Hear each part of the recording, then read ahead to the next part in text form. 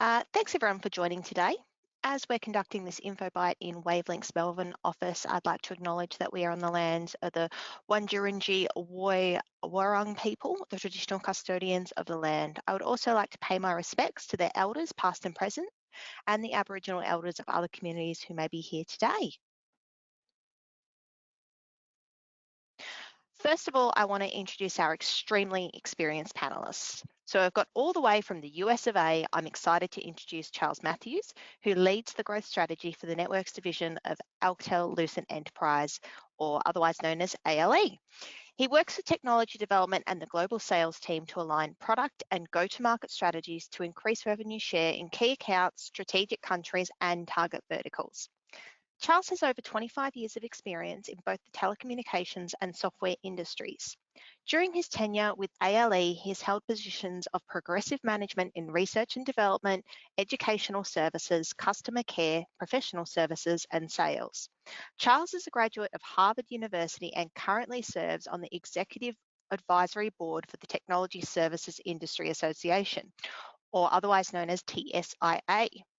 We also have ALE local representation with Guy Kelly, Network Business Lead for Australia, New Zealand. With over 24 years experience in the technology sector, working with some of the most respected companies in the industry, Guy brings a wealth of knowledge and experience when it comes to ICT networking. He has helped numerous companies develop and execute their technology strategies to support business objectives and is passionate about enabling business growth through technology, plus exploring new and innovative ways to tackle customer challenges. As Network Business Lead for Australia and New Zealand, Guy's focus is on growing the ALE network portfolio in target verticals of healthcare, government, transport, and education. And then there's little old me. For those of you who don't know me, I'm Wavelink's National Mobility Channel Manager. I've been at Wavelink for nearly 8 years now, with about 14 years experience in mobility and telecommunications altogether. My focus and why I'm here today is to enable Wavelink resellers to successfully sell and support our mobility solutions. So just before we jump in, I just want to take a couple of minutes to introduce Wavelink, just in case you have not dealt with us before. For over 20 years, we've been distributing leading global vendors and technologies. Our experience and product intimacy allows Wavelink to aggregate solutions in key growth verticals to grow our vendors and partner presence in Australia and New Zealand. Wavelink has two pillars of our distribution business being security, which is focused on Fortinet, and mobility. Our mobility product strategy focuses on having products that complement each other, leading to higher transaction values and increased reseller customer stickiness. The portfolio includes SpectraLink, New Voices Mobicall, SOTI, Tipendium, Improvada, Scandit, Strikers for Sarah, Contact.io, and introducing to you here today, Alcatel-Lucent Enterprise, otherwise known as ALE. We recently extended our distribution agreement with ALE in July this year, cementing our commitment to focus on ALE's networking solutions, including their cloud-managed wireless, switches, analysis tools, and smart asset tracking. In this webinar, you'll see how ALE's networking portfolio provides mobility for on-site workers and come to understand why Wavelink recommitted to distributing ALE. With cloud-managed infrastructure that can be easily positioned as a managed service offering, the value-add feature of geolocating of assets and people, a competitive network as a service offering, and exciting upcoming technology, it was a no-brainer. Now let's hear from ALE themselves. Charles, can you tell us a bit about ALE? Yeah, sure, Alicia, and thank you again for allowing us to share a little bit about our company. It's really a pleasure to be here all the way from California. So good morning to everyone. It's my afternoon, but pleasure to be with you all here today. So a little bit about Alcatel-Lucent Enterprise. If you haven't heard of us before, we're a over 100-year-old technology company. So been innovating in real-time communications in some way or form for a little over 100 years now, celebrated that in 2019. And what we're going to be talking about today in networking, we've been innovating there for over 25 years, starting way back in the pre-dot-com era in the 1990s with we came from Xylan networking, for those of you who know the industry well. We're a global company. We're present in over 50 countries. We have headquarters in France as well as the United States. I'm sitting in our US facility here in California. It's also our R&D main center for the networking business. So this is where we're headquartered for the networking portfolio that we're going to be talking about today. And within our ecosystem out there in the market, we are helped along by over 3,000 partners. Like many of you on the call here, we've got partners in all kinds of countries throughout the world. And our customers range from small medical clinics, doctors' offices, all the way up to giant transportation networks, universities, city government systems. So, and we total over 1 million customers. And we have a local presence in Australia, including in Melbourne and Brisbane and Sydney. So we're a global company, but also a local company as well. And we go on to the next, so just a little bit more about us and why our customers choose us, Alcatel-Lucent Enterprise. A lot of it has to do with our focus. We consider ourselves a networking specialist. We're not trying to swim outside of our lanes. We're just trying to deliver the best network products and solutions that we can, and focusing on really simple solutions that lower the total cost of ownership for you, our partners, as well as our customers out there. And this falls into a few different areas. We're always trying to drive more and more automation in our networks to save the time for our customers and our managed service providers out there. We tend to focus on mission critical networks, so public domain networks. I'll share a few of our customers in a little bit. You'll get an idea that tends to be very public facing, in some cases highly critical networks. And for this reason, we have to be really focused on security, and we support zero trust network architectures. So I'm not really talking about firewalls and threat detection, that kind of thing. It's not really our business. We're just focused on building the networks, but there's things that you can do in building a network to ensure network segmentation and just clear boundaries within the network without getting outside the specifically security aspects. We support humans and devices on the network with over 23 billion devices is what I hear are out there now. So a device for every 3 devices for every human being on the earth. We support IoT devices as well too, and focusing on segmenting them within our network, because they can be just as we need to hacker proof our networks just as much for devices as we need to do for humans. And as we build out and focus more and more on networks, we're focusing on the business processes of our customers. So trying to enable them to not just build great networks, but look at the network as a strategic asset and how we can build great solutions on top of that through applications. And we'll tend to focus on a few different verticals. I'll share a little bit about that later. And we are flexible. We're not going to force you into cloud. Of course, we build that out, but we support our customers in on-premise, hybrid, and cloud solutions. So that's a little bit about us, Alicia, and where we focus and where we're present. Fantastic. Charles, diving a little deeper, can you highlight some of your customers and tell us how you are known in the market? Yeah, sure. I can go a little bit deeper for you here. So if we just looked at some of our customers here, I know there's quite a few here, and this is really just a handful. If you look on the left side there, these are the customers that tend to be really strong in, say, this really strong public infrastructure in the transportation area, which is a specialty for us here. So when I talk about mission critical networks before, one of them I'm talking about is the New York City subway system. We have all of the wireless technology, all of the switches that cover the signaling technology. So if you hear about a train slowing down, the New York City subway system, it may have something to do with our signaling on our switches. So it needs to be really heat and cold and humidity proof, as you can imagine. Nevada highways, same story there. In the middle, we'll show some of our government customers here. So you can see we're on all different continents there. The Spanish police, for example, and more of an emergency services play for us. And you probably noticed the U.S. Navy there. We're present on about 5,000 ships in the frigate class of Navy destroyers. So you can see that's probably a pretty demanding customer, and it is. And again, mission critical network is one of our specialties. And then on the right panel there, you'll see at the top, Advocate Healthcare, probably our largest healthcare customer in the world, private healthcare system within the United States in the Midwest, over 250 sites of hospitals, clinics, offices. They've been our customer for over right around 2 decades now. So been delivering great service for them for wired network across the land, wireless network, and we actually, for our voice portfolio, we also actually deliver that as well too. I'll highlight just one more, and that's the California State University System, largest university system in the United States, and as far as I know, the world, with 33 campuses on itself, and we have all of the networks across all of those campuses in California. You can imagine the demanding needs of those students, professors, faculty, et cetera. It's we're proud of all these customers. And if we could move on here, I'll share a little bit about how we go after the market.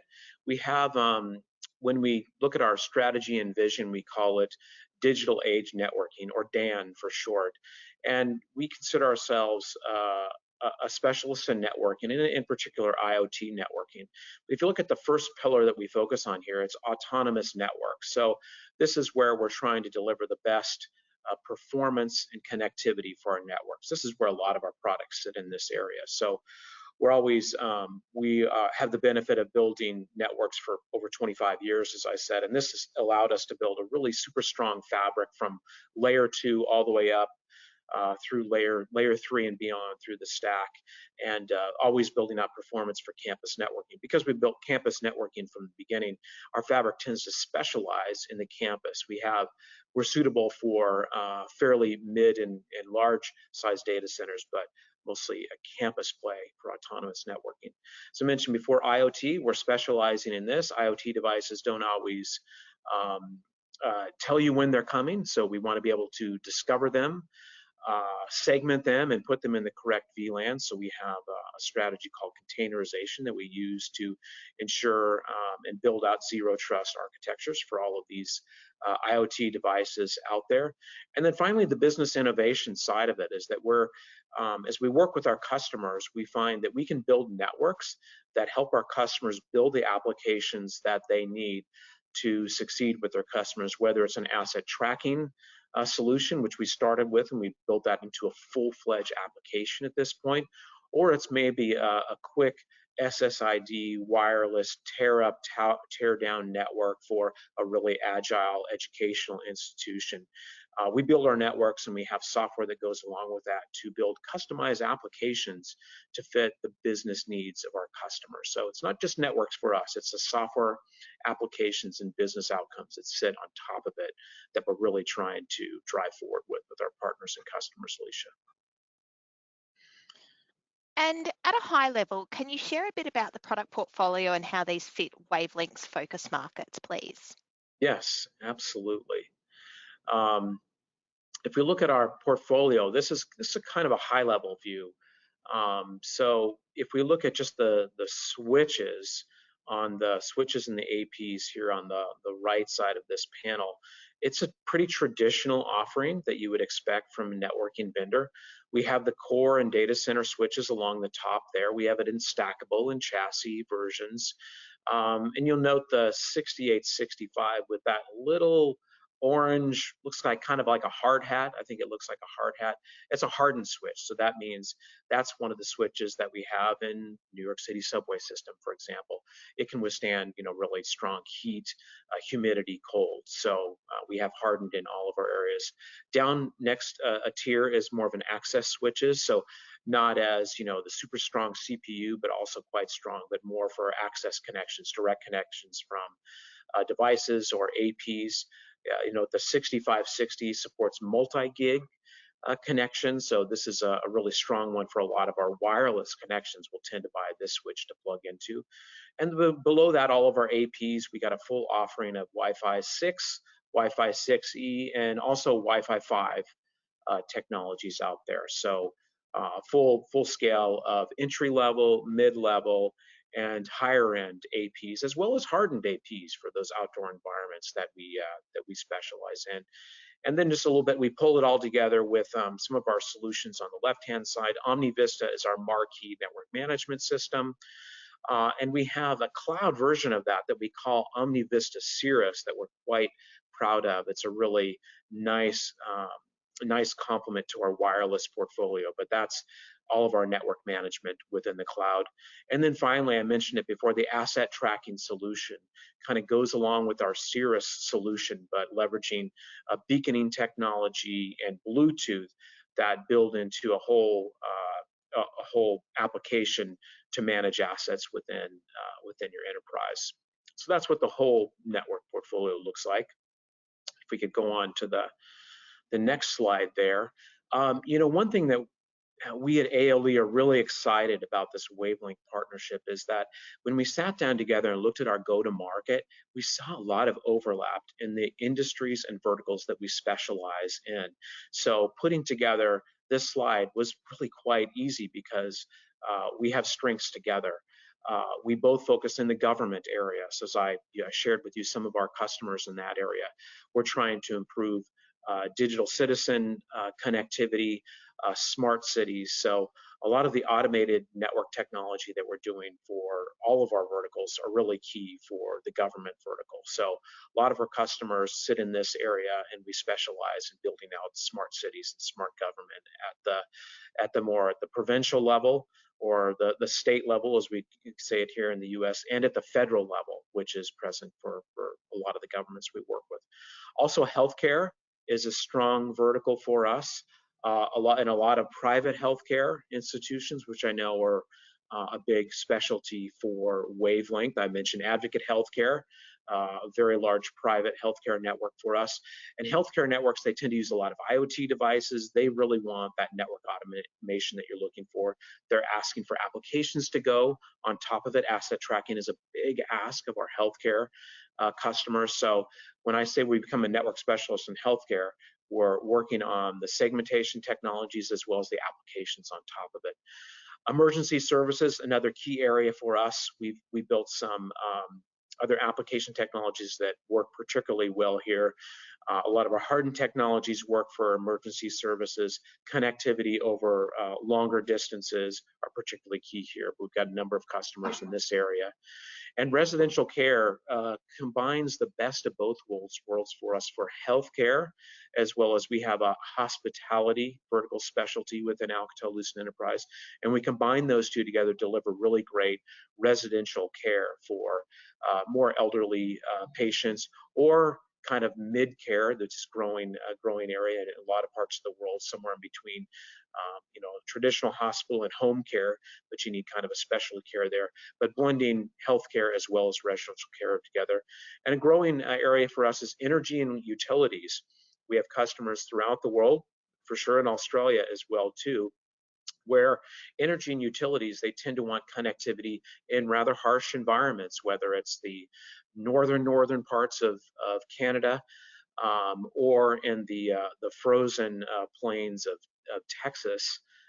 These are energy customers are looking for our switches to withstand high heat, high humidity, high dust, and very extreme cold conditions. So we specialize in this area. So really excited about the verticals where we jointly go to market together. And then finally, I think I had one more slide that focuses on what we're going to be delivering for Wavelength here. I just talked about the verticals, but the actual product portfolio that we're doing together is really focusing on these APs that I talked about before. We're focusing on Wi-Fi 6 and Wi-Fi 6E, so the latest technologies within the industry today. And you can see that we've got a variety of different APs that come together here. And our stellar wireless portfolio, I might add, is a controller-less technology. So you might ask, there's no controllers on this slide. Where are those? Well, we're going for cutting edge here, and I think Wavelink saw that innovative spirit. And this is completely controllerless technology, so we move the control plane out to gateways here. But you see we have a full range of APs from the entry level 13. I've gone dark in this room. Give me a second to stand up. Okay. Sorry there, folks. Just went dark. We're back to entry level for the dorms and residential care facilities, that 1301, and then we go up to the high-end APs as well too. And you see with our Wi-Fi 6, we've even got an outdoor AP that can withstand those really extreme temperatures. So a variety of different options. We're continuing to roll out new technology here, particularly in the 6E. We're always coming out with new technology there, and more to come this year. And of course, in the future, there's Wi-Fi 7 coming, but you'll see a range of devices here with 2x2 radios, 4x4 radios, and even 8x8 radios here. So I think you'll find something that you're looking for in this offering. Wow, that's great. We are so excited about your Wi-Fi 6 and 6E products, and the controllerless deployment model is very innovative and interesting. Charles, can you tell us more about how you manage the network without controllers and the benefits of that? Yeah. We take a really lean approach, and you'll find that certainly compared to a controller-based network, there are just fewer components within a Stellar wireless network. You're really talking about just the APs and some sort of a gateway solution that we use that also combines with our OmniVista network management system. So we actually bring the network management and the control plane together. And when we're doing it in the cloud version, the OmniVista Cirrus, it's a cloud-based network control plane. So in addition to that control plane, you're also getting all the advanced analytics within OmniVista, network access control and security, topology and maps to fit your needs, and unified management for not just for the wireless, but also our wired technology is also combined there. So it's really, to answer your question, Alicia, we're combining that network management with the control plane to manage the wireless. And in every instance of this OmniVista instance can handle up to 4,000 APs, so just one gateway.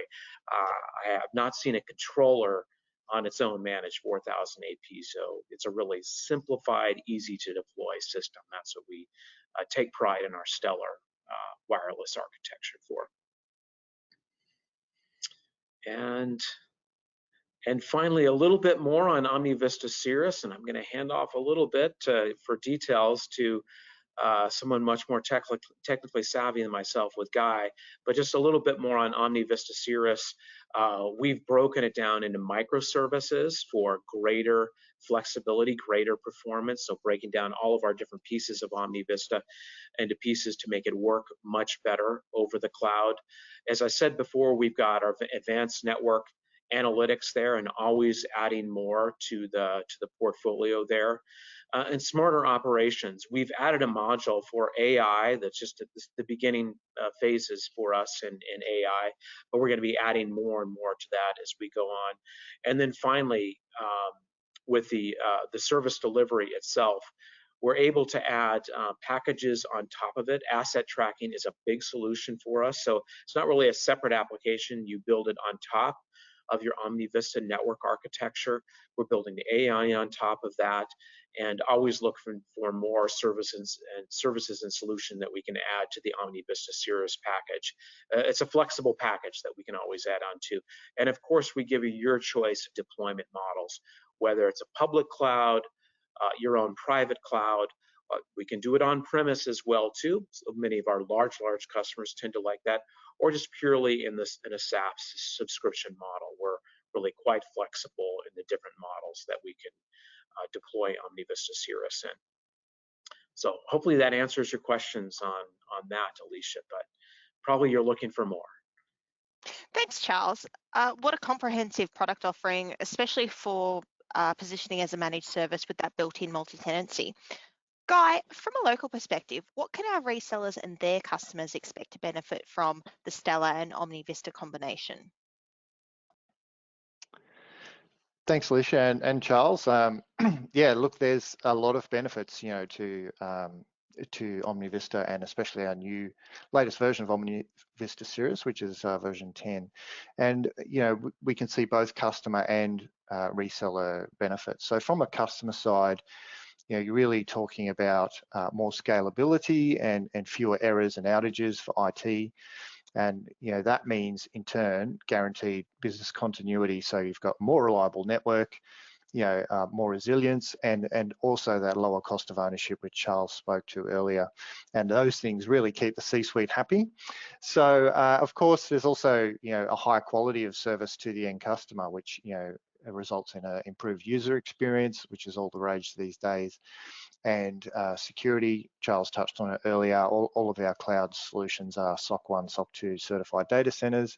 And of course, they run encryption between all the network elements and management platforms. So security is covered off for the CISO as well. And then if we look at from the resellers and managed service providers side, the autonomous network and zero-touch provisioning features really make deployment fast and efficient for field engineering teams. And they don't need to be as highly skilled as before. So you can run, low-cost contractors to deploy and keep your skilled resources at home in their office. Don't need to ship them all over the country. And of course, with those automation and templates, you can ensure change management as well can be executed really simply and efficiently for customers. We also have multi-tenant capability as well. So that ensures that your domains, administrative domains are kept separate and secure. There's no customers interfering with each other. And the advanced analytics, of course, really speeds up troubleshooting. And also, on the sales and pre-sales side, something that's close to my heart these days, having a lot of years in that space now, our product and licensing models are really arguably the simplest in market, and that just makes quoting and ordering and all that sort of thing a lot easier than you might be used to, from some of our friends in the competitive landscape. So, if we look a little closer, at the advantages of those analytics, it really stands out from an operational perspective and also on the CX side as well. So we manage the quality at every step, highlighting potential issues. Troubleshooting can be significantly reduced, and that means fast time to resolution for service desk and less call outs for support staff. And that naturally improves your business productivity with the lower downtime that comes with that. And administrative tasks are also simplified for support personnel. There's on-screen guidance to assist in the workflow to maintain that maximum uptime. Our customers are more and more asking for how to improve the quality of their Wi-Fi experience, and our resellers need more ways to assess their customer experience. Guy, what does OmniVista Cirrus provide to help with the overall experience? Yeah, so it really helps a lot with management of modern Wi-Fi. Obviously, Charles mentioned before, some customers with particular security requirements or whatever might want to still use on-premise solutions. But honestly, most of our customers are going to cloud now, and Stellar uses a controllerless architecture as well, which Charles touched on. So OV Cirrus provides the management dashboard for daily operations, and of course, if you've been reading about cloud for the last sort of 5 or so years, you'd understand obviously there's a lot of benefits that come with cloud native architecture, including microservices. So, you can upgrade, patch, replace, or even extend the system with new functionality without bringing down the whole platform. And this up-to-date patching, of course, means that your platform is much more secure. And naturally, you have a distributed architecture as well, so you have a more robust solution than you could perhaps afford to do in the confines of your own data centers. Another benefit, of course, of cloud scale is the analytics that we can run over the top, because that requires more compute than would typically be available in a local environment. So this gives you much richer network telemetry and gives you the additional insights, AI driven in some cases, to identify potential issues and allow the IT management or service provider as well to really give you those quantifiable measurements. And of course, data-driven approach to operations is yeah, at the cutting edge of modern operational management. So if we have a look here, we've got an example of some of our quality of experience metrics that are released in OmniVista Series 10. So you can see we've got some dashboards with metrics that affect performance and therefore the user experience. So things like average time to connect, time to roam, you know, the capacity of the AP, those metrics give an indication of how good a user's experience is likely to be when connecting to the network. And then we've also got failure counters and failure reasons which help facilitate the troubleshooting for the service desk. And of course, you know, different customers, different environments might have different tolerance levels for those metrics. So all of that is customizable so that you can adjust over or under reporting of alerts for your particular use case. And then, yeah, so on this slide, we've got some further client analytics examples.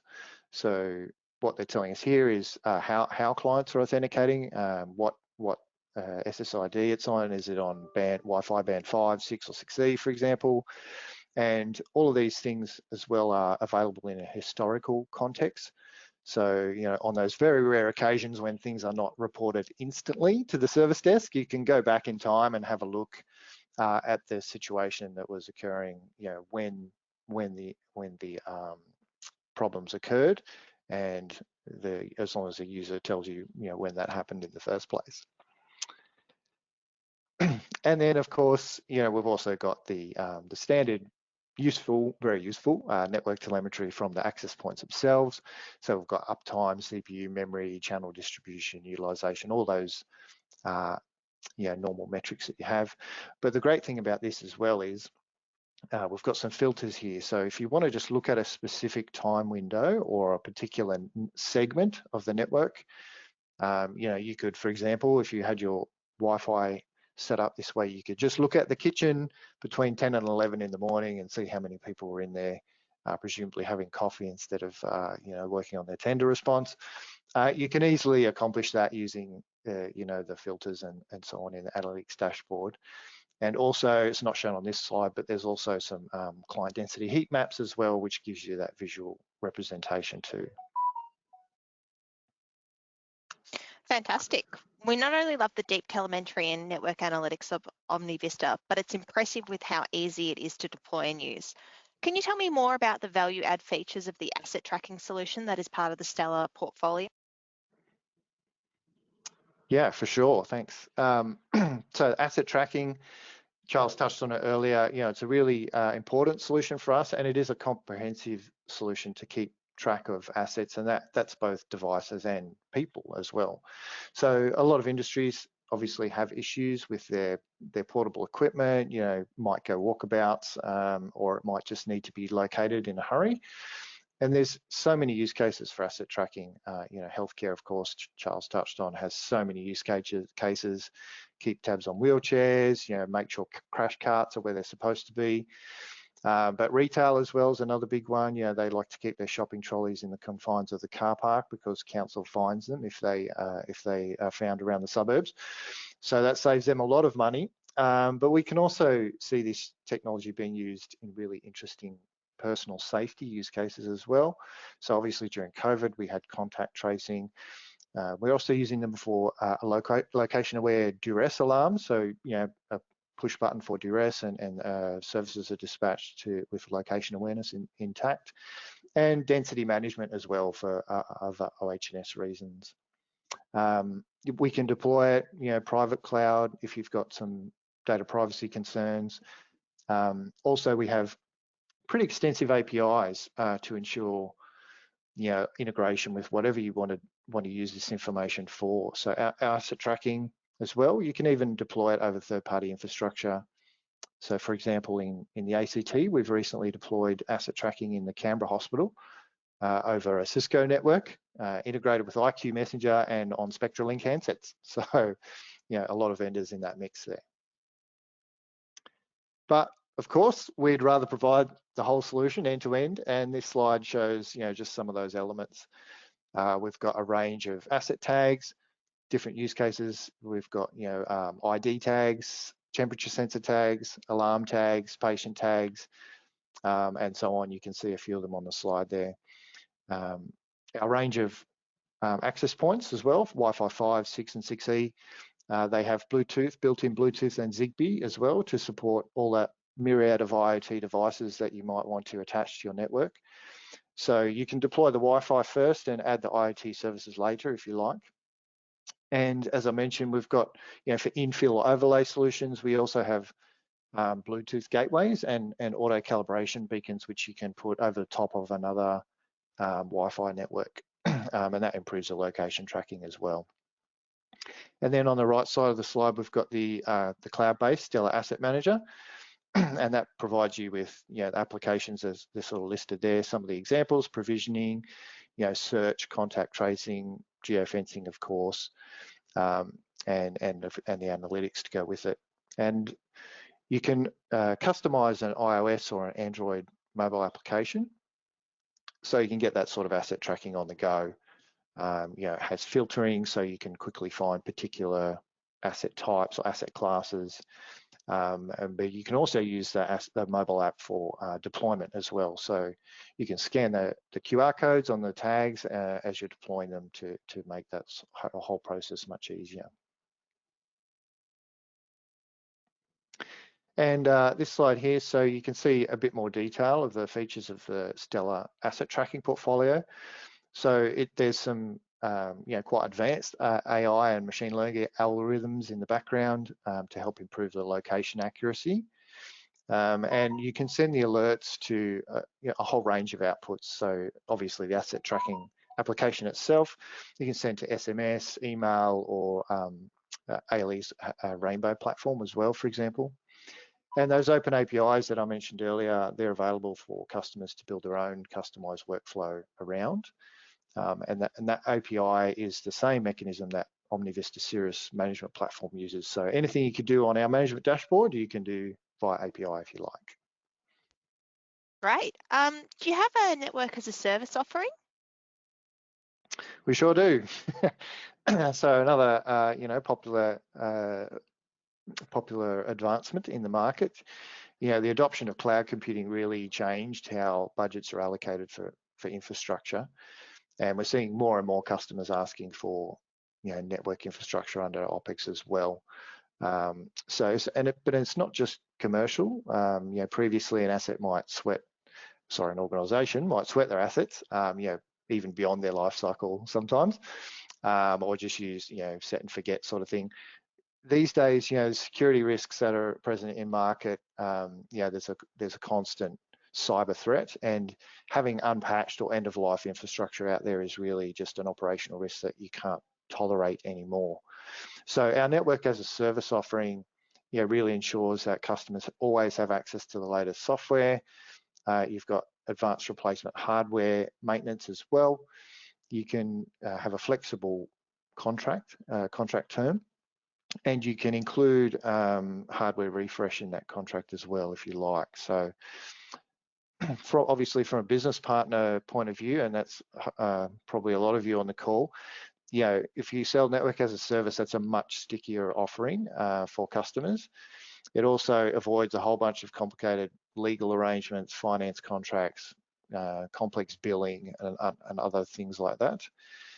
And of course, you can expand easily with other add-on services. So you might deploy Wi-Fi initially, and then add on the asset tracking at a later time, just with as a service monthly uptick. Thanks, Guy. Thanks for taking us through that. Going back to Charles, what other features allow ALE to stand out in the networking marketplace? Yeah, it's a good question, Alicia, because we've talked a bit about wireless and network management so far, but that's not all that we're known for. One of the reasons that our customers come to us is that they know that we take government compliance seriously.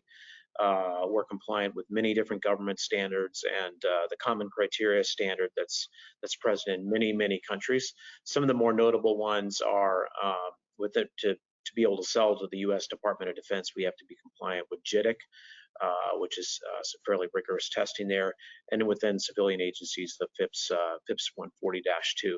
Those are just a few of them. There are different verticals that require compliance, so we take all these certifications seriously. We have a number of them with the Australian government compliance as well.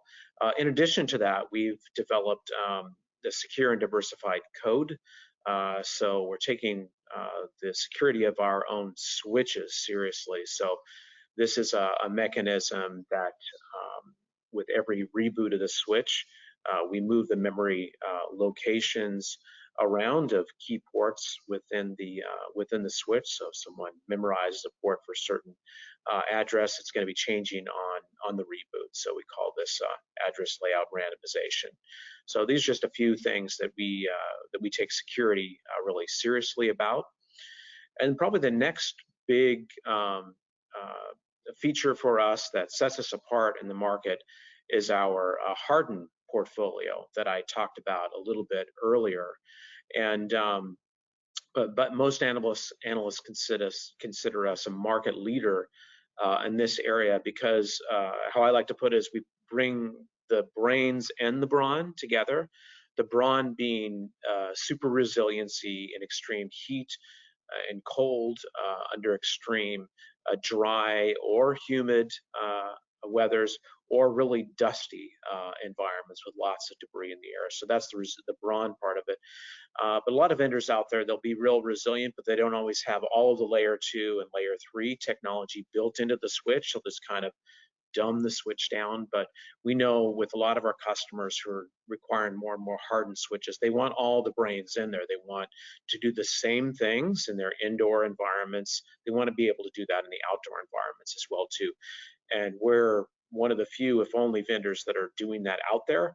And we give the form factor to support it. So we support the traditional brick and rail type of format, you know, those big cubes you see on the screen there on the left. We support that, but we've got a whole bunch of SKUs that are rack mountable hardened switches here. In fact, in the industry today, I think we probably have a third of the SKUs of the industry of rack mountable hardened switches out there. So we focus on that. This happens to be the area that most analysts see is going to be growing in the next few years. You can see the slope on the graph there. That's mostly the rack mountable switches that are going to be growing over the next several years. So we've already got it. If you're considering it, we're noted industry leader in bringing the brains and brawn together for hardened switching. And you know, and finally, if I were to sum it up on how we make a difference in the market for ourselves, it's a few different things. And then between what Guy and I have shared this morning, we focus on the streamlined portfolio. We're focusing on just networks and giving you just the products that we think are going to fit best for the environment. We specialize in particular verticals, so we purpose-built our networking portfolio across the verticals that we talked about earlier. We have a single operating system. It's different than a lot of other vendors out there that cobble together a bunch of different OSs. We just do it one. We built it ourselves, not through acquisition, but by organic growth. And we focus on a unified campus, including smaller data centers as well as branches. We want to bring all that together. As Guy and I mentioned before, we have deployment flexibility. We can do on-premise or in the cloud, in an OpEx or a CapEx movement, up to you and your customers how you want to do that. We support indoor and outdoor and industrial versions of our networks, and it's the same software. We don't dumb down the software for an industrial outdoor application. It's the same software in our hardened switches that you see in our indoor carpeted environment switches. And finally, on the simple automation side of things, we're distributing intelligence. We talked about our controllerless plane technology within the Stellar architecture. We want to push the intelligence as close to the edge as we can. We want to keep it secure though as well too. So we've got an IoT finger banking mechanism where the IoT device comes in and we can identify the kind of device it is and automatically adhere to the policies that you set up for that IoT device, put it in the right segment, the right IoT container for it. And all this, bringing it into a single pane of glass, whether it's our on-premise OmniVista solution or OmniVista Cirrus solution in the cloud, bringing you one network management system to see your whole network, wired and wireless, all together. And by doing this, we think we're going to be able to reduce your total cost of ownership and your customer's total cost of ownership down to the minimum possible level. So, a little flavor of what, if I were to sum it up in one slide, Alicia, this is how I put it here. Fantastic. Thank you so much. It's been a great discussion with ALE today. Thank you, Charles, and thank you, Guy, for the insights. We are so excited about this partnership, and we can see ALE have a very strong portfolio which can indeed enrich our partners' offerings. I also want to thank the audience today for your attendance. Let's continue to understand and engage with ALE. If you'd like to discuss further about ALE solutions and how to work together, please contact me or Wavelink via phone and email. Let's chat. If you'd like to hear more about the next gen Wi-Fi that we talked about, ALE is organising a webinar on 18th of October to dive deeper into Wi-Fi 6 and 6E subject. And if you're happy with what you see and hear and are ready to get trained and certified, ALE has scheduled training courses for partners in October. Just reach out for us and we can help you with that registration. So before we finish up, I just want to see if there's any questions from anybody. I'm just having a look in the questions here. Feel free to send it through. We had one, but that was answered.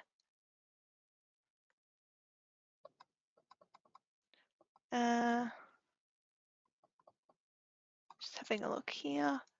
I've got one here, which I think would be good. So I've got a question. Can the asset tracking be configured to trigger alarms based on someone exiting a building or similar? Yes, absolutely. So you can geofence any tag or any group of tags or class of tags that you like, and you can trigger events based on that asset leaving or returning to that particular location. And that really comes into the kind of workflow part that I just touched on briefly. I didn't expand on that holistically, but part of our asset tracking portfolio is a workflow engine that allows you to take a whole bunch of actions and integrate with your other systems and platforms, and you can trigger all sorts of events depending on what your use case is in that scenario. Okay, thank you, Guy, for that. Any other questions? We'll just give it 1 minute if anybody wants to ask any more questions.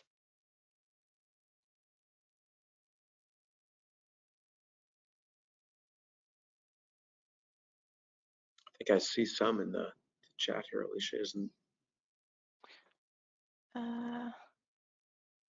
I've got. Yes.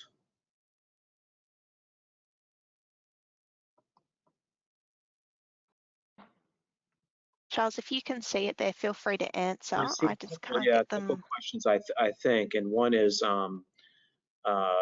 about market recognition for ALEs compared to the likes of Cisco and Aruba.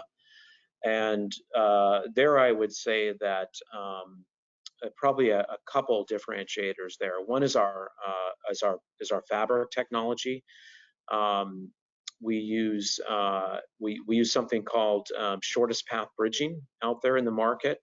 It's also something that Extreme uses. They're the only other vendor, and this allows us to get the maximum possible endpoint management, low latency, lowering total cost of ownership with this very rigorous technology that it can be a much less expensive option with shortest path bridging to do real strong endpoint management, lower total cost of ownership. That's one differentiator. And the reason we can do this is because of our fabric technology with shortest path bridging. We're also expanding into supporting more and more of VXLAN technology as well as MPLS. So we see ourselves as kind of agnostic on a fabric technology. We've got a super strong campus-oriented fabric, but we also support and be supporting more VXLAN and MPLS. So agnostic that way, and less proprietary. As I said, the hardened portfolio, Aruba really doesn't have anything quite close to what we have today. Cisco is pretty good at it, but as I said, not so much on the rack mountable technology, and they're not building all of the layer 2 and layer 3 smarts into their technology as deeply as ALE has done in the past. So those are just, we usually differentiate on a vertical level more than anything in particular aspects of the market. A bigger one that some customers that we've won over from, let's say Cisco, the California University system that I mentioned to you before was a former Cisco customer. And the reason they came to us had to do more with the maintenance and the cost of maintenance for Cisco. That's often a big reason that Cisco customers will move to us. The offering can look really good at first for just the product, but when you layer in the SmartNet over time, Cisco can get quite expensive on the maintenance side of things. Their licensing technology can be a little bit complicated, so we're simpler on licensing. And the maintenance, if you find you have to do the math, like it may not present itself at first, but where we win customers from Cisco, and we do all the time, a lot of it has to do with cost of maintenance overall. So hopefully that answers some of the differentiating questions. On the Aruba side, remember Stellar is completely controllerless. HP has their instant on technology, but it doesn't scale to the level that Stellar does. So I'd say they haven't made the investment in a completely controllerless plane that ALE has. And that's a big differentiator if you're focusing on getting a controllerless technology out there in a big way for mid and large size customers. We're strong in that area there. The other question was on NAS. I don't know if you can see that one, Guy or Alicia. Yeah, I can. Yep. Yeah. And it probably partly plays to the the total cost of ownership discussion that you were just mentioning there, Charles. So yeah, the question was, other customers have similar NAS, or they there's lease options and stuff like that. So just to give you a bit of a breakdown, I suppose, on the ALE NAS offering. So obviously with a lease, you've got contracts with the bank, you've got credit scores being impacted. There's a high risk of over or under provisioning because you have to buy everything and it's on one lease contract. And then if you want to add stuff later on, then you have to sign another lease, or there's kind of problems with scale up and down in a lease contract. And obviously typically as well with a lease, it normally only applies to the hardware. So if you want to buy services or other things with that, it can be a problem with leasing construct. Also, there's for the CFOs in the room, there's an asset ownership issue as well. Depending on who owns the asset, has tax implications and a whole bunch of other effects on finances and the kind of state of the company in that situation. So compare that with NAS. So there's no contract with the bank. Your credit score is protected. You can scale up or down at any time you want. You can terminate early as well with the ALE NAS. There's a couple of T's and C's about that, but it's perfectly acceptable to do so.